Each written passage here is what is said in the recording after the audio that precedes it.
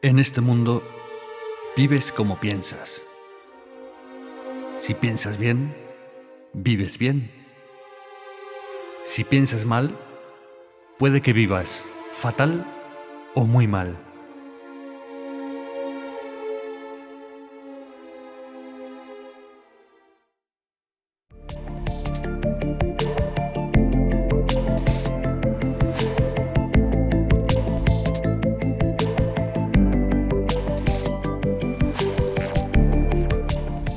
Para comunicar hay que tener algo que contar, un motivo para hacerlo, el tiempo oportuno y el lugar adecuado.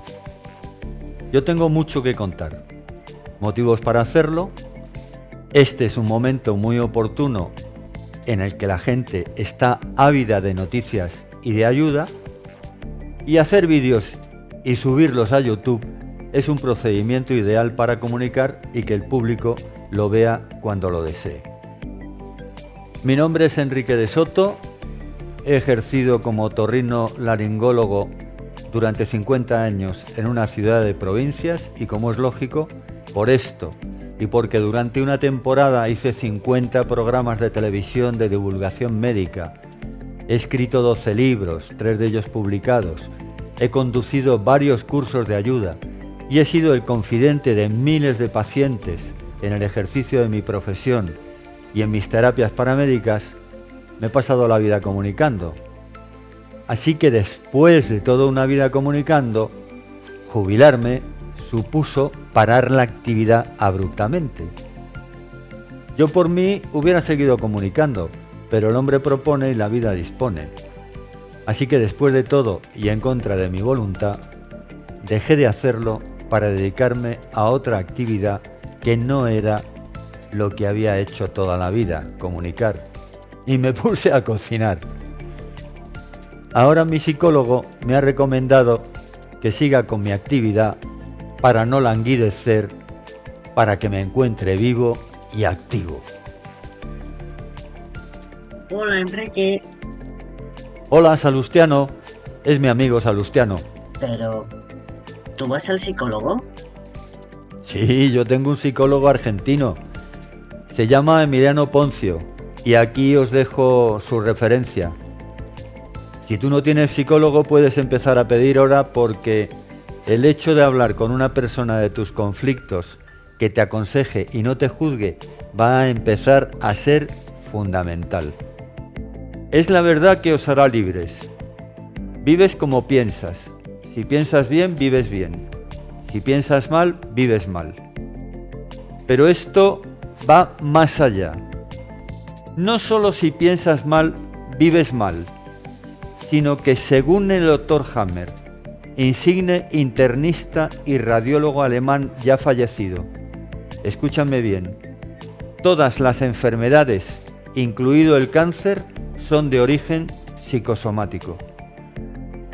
Todas las enfermedades tienen su origen en conflictos afectivos, más o menos intensos, más o menos privados, que producen un cortocircuito al que Hammer llama DHS, Dirk-Hammer Syndrome, en una parte del cerebro determinada, siempre según la clase de conflicto.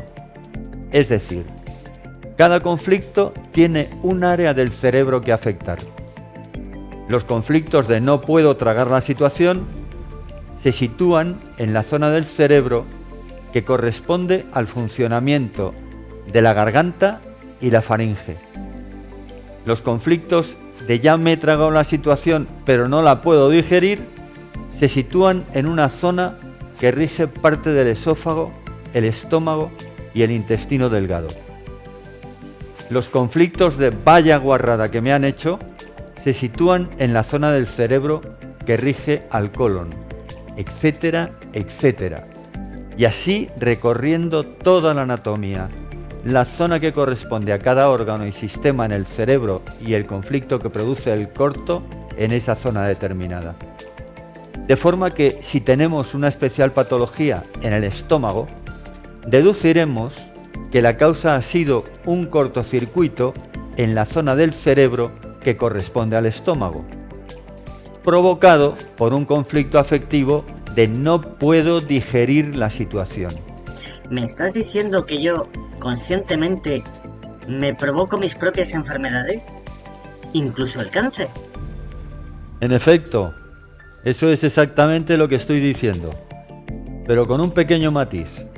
No conscientemente, sino inconscientemente, porque no somos conscientes de que nuestros conflictos afectivos, nuestras malas leches, nuestras rencillas, nuestros odios y pasiones nos están provocando nuestras enfermedades, desde la gripe hasta el cáncer. Oh, no me lo puedo creer. Pues créetelo, porque esto está siendo así desde que el Homo sapiens ocupó la Tierra. No es un dogma de fe, pero es una argumentación muy válida, muy bien traída y que corresponde muy fielmente con lo que es el ser humano y sus problemas. Mira, las células de la arquitectura humana son robots que están fabricados para nacer, cumplir con su función y morir. Pero en ningún caso tienen la orden de en un momento de tu vida vas a empezar a multiplicarte anárquicamente hasta constituir un tumor que impida la normal función de un órgano al que perteneces, provocando el exitus letalis del individuo. Y como ellas no piensan, es imposible que decidan. Tiene que haber un factor que las impulse a multiplicarse exponencialmente. Y el oncogen, que según dicen los investigadores, provoca las posibilidades de tener un cáncer durante tu vida y que está presente en casi todos los seres humanos, necesita un factor desencadenante para ponerse en marcha. Y ese factor, naturalmente, puede ser el DHS provocado por un conflicto afectivo hiperagudo y vivido en soledad o en aislamiento. El cerebro rige todo el funcionamiento de los órganos. No hay nada que se escape a su mandato. Pero es un fiel cumplidor de las órdenes que le da la mente humana, por muy descabelladas que sean. Él no se pregunta nada, ni se cuestiona nada, simplemente cumple las órdenes que emite la mente. Cuando estamos en peligro segregamos adrenalina, que pone en funcionamiento mecanismos de alarma para acelerar el pulso, para conducir más sangre a los músculos en una unidad de tiempo y proporcionar la energía suficiente para ponernos a salvo. Los mismos mecanismos hacen que los pelos se ericen, que se relajen los esfínteres, que haya una sudoración profusa, incluso una fuerza sobrehumana. Algunas personas se mueren de miedo. Pero eso le servía al ser humano en la prehistoria para huir de los depredadores. Pero ahora ya no hay depredadores y gestionar el estrés es fundamental. ¿Y qué es lo que rige el cerebro? La mente humana, el pensamiento. Y si el pensamiento es capaz de mandar órdenes erróneas al cerebro, si lo mejoramos o cesamos de pensar, contribuiremos poderosamente a la ausencia de la enfermedad. ¿Y por qué no nos lo dicen los médicos? No lo dicen claramente, Salustiano, pero cuando padecemos un grave arrechucho y no tienen una respuesta académica para explicar su causa, se agarran, todos nos agarramos, al estrés y recomendamos, junto con los medicamentos, una vida más saludable y más tranquila y que arreglemos los conflictos que tenemos a nuestro alrededor. Pues tienes razón. Yo tuve un problema de ataques de ansiedad y me recomendaron ansiolíticos y que me tomara las cosas mejor. Ahí lo tienes. Al que más y al que menos se le produce el cáncer a raíz de un conflicto afectivo de mucha intensidad. Una separación, un desahucio, un despido, una ruina económica. Y eso lo sabe la gente, pero no lo relaciona con la patología que lo ha provocado. Sí, yo tengo una tía que tuvo un carcinoma de mama después de episodios muy traumáticos con su marido, pero lo tomó como una anécdota y nadie le dijo que su cáncer de mama fuera provocado por su conflicto de pareja. Naturalmente, porque no lo saben todavía. A Hammer se adelantó 70 años y nadie le ha hecho caso. Incluso le encarcelaron por sus ideas. pero muchos médicos, entre los que me encuentro modestamente, tienen la experiencia de muchos años, de muchos casos de pacientes que han corroborado que un conflicto afectivo fue la causa de sus problemas. Y esta conciencia les ha servido para solucionar su conflicto y mejorar el curso de su enfermedad. Pero eso no lo dice nadie. Ya, y así les va a los pacientes. Otro problema muy acuciante es el de las metástasis. Según Hammer, las metástasis son provocadas por nuevos conflictos como consecuencia del diagnóstico de cáncer o de una enfermedad similar.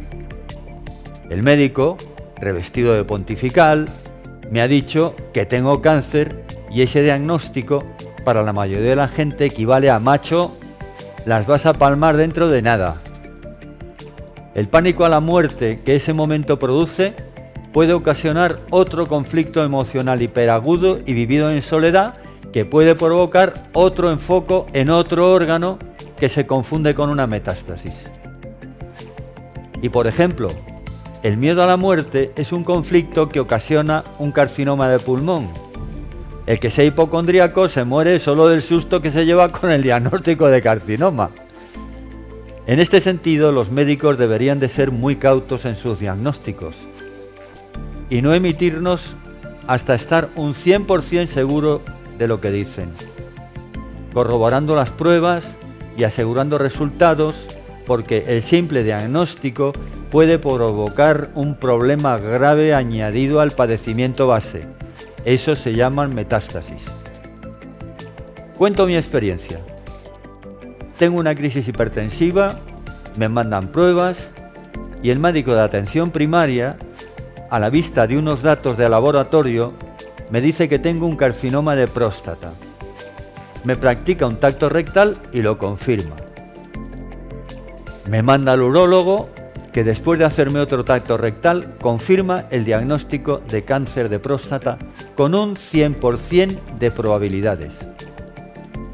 Me citan a los 15 días, y eso que soy colega, para hacerme una biopsia, solo para determinar la magnitud del problema y poder poner un tratamiento adecuado. Me llaman a la semana y me dicen que no tengo nada, que la biopsia ha sido negativa y que se trataba de un nódulo antiguo de carácter inflamatorio. Podía haber provocado, si yo no estoy avisado y si no estoy acostumbrado a no pensar o pensar bien, un grave problema en mi persona que yo no tenía y otro grave conflicto en mi pareja. ¡Wow! ¡Estoy flipando! Todo, como vemos, es puro pensamiento. Son conflictos emocionales que nos provocan las enfermedades que padecemos y, curiosamente, la intensidad de la enfermedad va en consonancia con la intensidad del conflicto. Tranquilizar la mente antes de desatar la galerna y tranquilizar el cerebro para dejarle espacio para sanar la situación mental. Dejar al cerebro que obre sus milagros para lo que está fabricado, pero que no puede hacer porque no le dejamos ni un momento de respiro. Entonces, según Hammer, ¿qué conflictos han ocasionado la pandemia del SARS-CoV? Son múltiples los conflictos psicológicos que padece la humanidad. Posiblemente todo este problema ha desencadenado conflictos de miedo a la muerte, miedo a morirse de hambre y otros similares. Y curiosamente, los síntomas principales son de pulmón. Es el miedo el que está tomando el mando. Te voy a contar un cuento referente a una pandemia que hubo en Asia en tiempos remotos.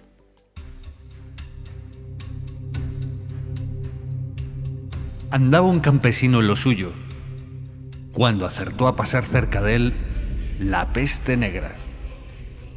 ¿A dónde se encaminan tus asesinos pasos esta vez? A Bagdad, a llevarme a 500 almas atacadas por mí.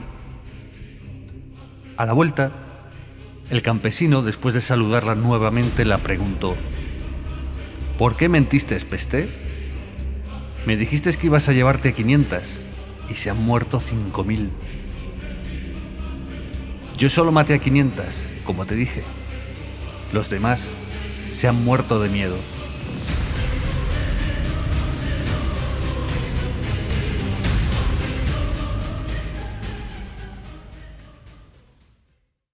Pues aquí terminamos por hoy. Espero que este primer vídeo os haya sido de gran utilidad. Y ahora me despido con una frase célebre del doctor don Santiago Ramón y Cajal. Adiós, hasta el próximo programa.